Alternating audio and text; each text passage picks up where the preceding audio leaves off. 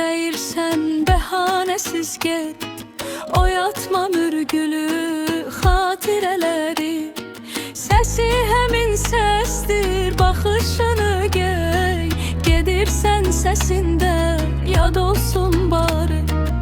Sen deniz koynuna tullanmış çiçek, üstüne dalgalar atılacaktı. Saxta məhəbbətin, saxta sənət tək, nə vaxtsa üstüne tutulacaktı. Gözümdən düşən yaş bəsimdir mənim. Bu səssiz fəryadım səsimdir mənim. Sən məni itirdin, mən fəxr edirəm. Qürurum ən böyük kəsimdir mənim. Demirəm sən uca bir dağsan əyib, demirəm əlacım qalıbdır sənə.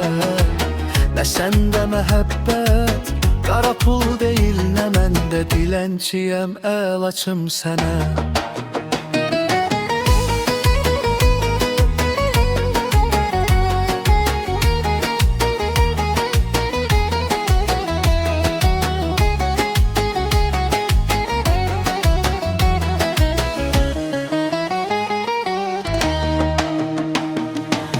Döşənim yollar tək ayaqlarına. Sənə yalvarım mən, bu mümkün deyil.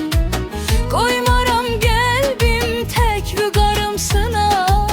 Alçalıb yaşamağa ömür gün deyil.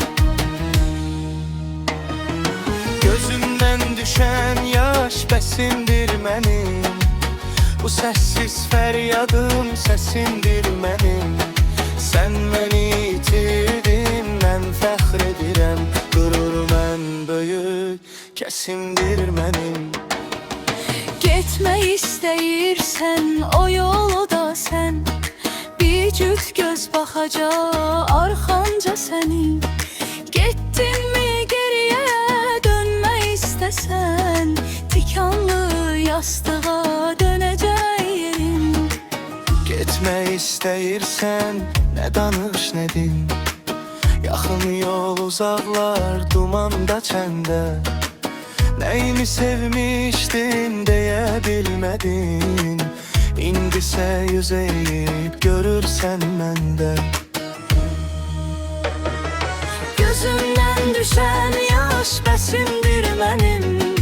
Bu səssiz fəryadım səsimdir mənim. Sən məni itirdin, mən fəxr edirəm. Qürurum ən böyük Kəsimdir mənim. Getmək istəyirsən bəhanəsiz get. Oyatma mürgülü xatirələri. Səsi həmin səsdir, baxışını gey. Gedirsən səsində yad olsun bari.